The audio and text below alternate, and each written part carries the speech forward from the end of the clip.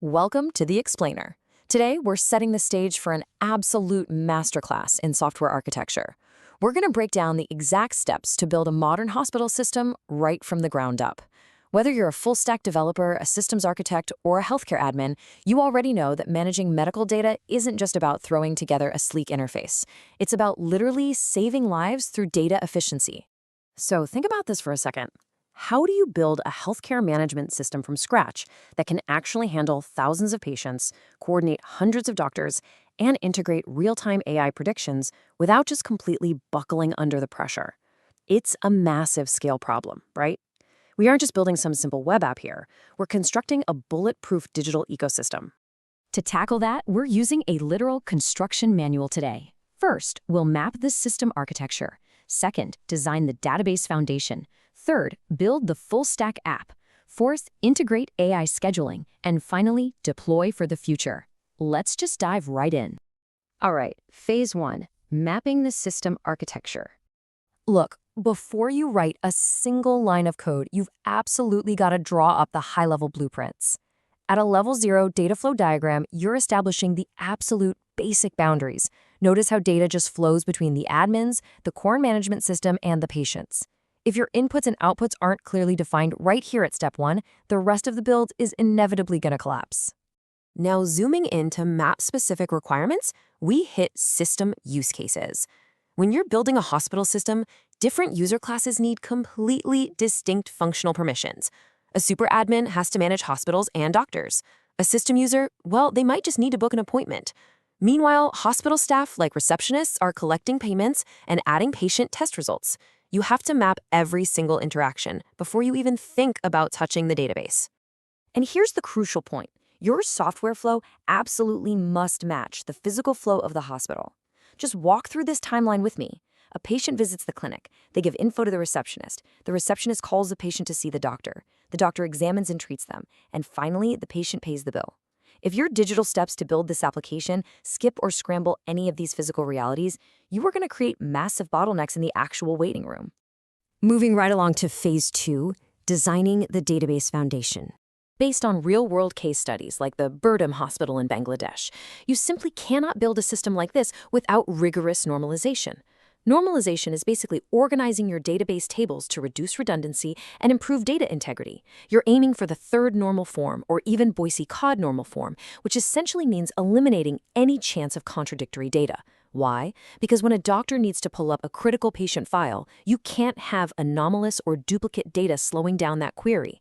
This step is completely non-negotiable if you want lightning-fast retrieval. Now watch how these conceptual blueprints become a tangible reality. It's kind of like a giant puzzle coming together. A ternary relationship, like one receptionist admitting one patient into one room, translates directly into a final SQL Server implementation diagram. Those concepts funnel into primary and foreign keys linking tables together, like patient IDs and room IDs flowing seamlessly into an admissions table. This is exactly how you structure relational data to scale. Okay, phase 3, building the full stack app. For modern healthcare apps, the MERN stack is just an incredibly powerful tool. MERN stands for MongoDB, Express, React, and Node.js. Using this framework, we can build 3 distinct, highly secure login portals, one for the patient to book appointments, one for the doctor to manage their schedule, and one for the admin to oversee the whole shebang. Let's look at the exact steps to build the booking logic in your backend. First, you must verify the user authentication token through your middleware to ensure tight security. Second, you fetch the requested doctor ID and slot date from the user's request. Third, you query the database to check if that slot is actually available. If it is, step 4 is to push that slot into the doctor's booked array and update the database. This precise step-by-step sequence is how you prevent disastrous double bookings. Now, to stitch your front-end React UI to that back-end database foundation, you're going to need these essential API controllers.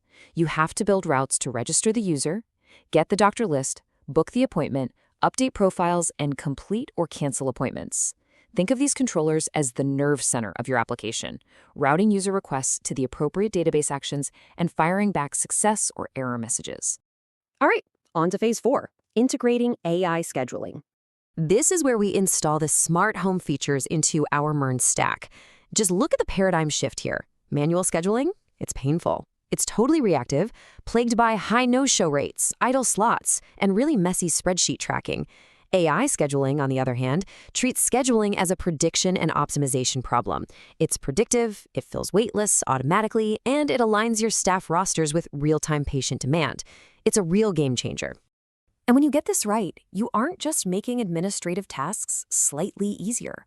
A hospital can achieve a massive 35% improvement in operational efficiency by deploying this AI layer correctly. That means fewer idle doctors, significantly more patients treated, and massive cost savings across the board. So how do we actually implement this? Here are the exact steps to build your AI assistant. First, define the impact scope. Don't try to boil the ocean, just pick a specific high-value problem. Second, map your raw data to a target state for consistency. Third, strictly define your electronic health record boundaries. Fourth, train your predictive models using that normalized data. And finally, design the interaction layers so patients and staff can actually use it without a headache. Now, a totally crucial part of Step 3, defining those boundaries, relies on FHIR APIs. That's Fast Healthcare Interoperability Resources. This is the industry standard. It's essential because it allows your AI to safely read data from the system and eventually safely write decisions back into the live workflow. It perfectly maps resources like appointment, slot, and patient, so your shiny new AI doesn't accidentally break the live clinical environment. Which brings us to the final stretch, Phase 5. Deploying for the future. You've built it, but to pass inspection and make sure the system remains structurally sound, you have to actively anticipate threats. For security, against data breaches, future scopes are looking toward blockchain integration to ensure absolute data integrity. For reliability, remember that AI models suffer from model drift over time. The solution there is continuous monitoring via MLOps. And for workflow, to prevent staff from getting alert fatigue, you really must embed AI recommendations directly into the dashboards they already use, rather than creating new, distracting screens. But definitely beware of these implementation traps. Skipping data normalization, that's going to cause your system to fail instantly. Enabling write back too early allows an untested AI to modify live hospital schedules, which is a massive risk. A generic scope without clear goals just leads to useless software. Ignoring model drift means your AI literally gets dumber over time. And a lack of a clinical champion, that means that doctors will simply refuse to adopt the tool you just spent months building. Which brings us to the ultimate question. As we step into Healthcare 4.0, and AI shifts from just reacting to optimizing to actually autonomously rebalancing hospital resources, will human hospital administrators become obsolete, or will their roles just dramatically evolve into orchestrators of this technology? It's something every single software architect and healthcare provider needs to be thinking about right now. Thanks for joining me on this explainer. I really hope it gave you a solid blueprint and the steps to build your next big project. Keep questioning and keep innovating.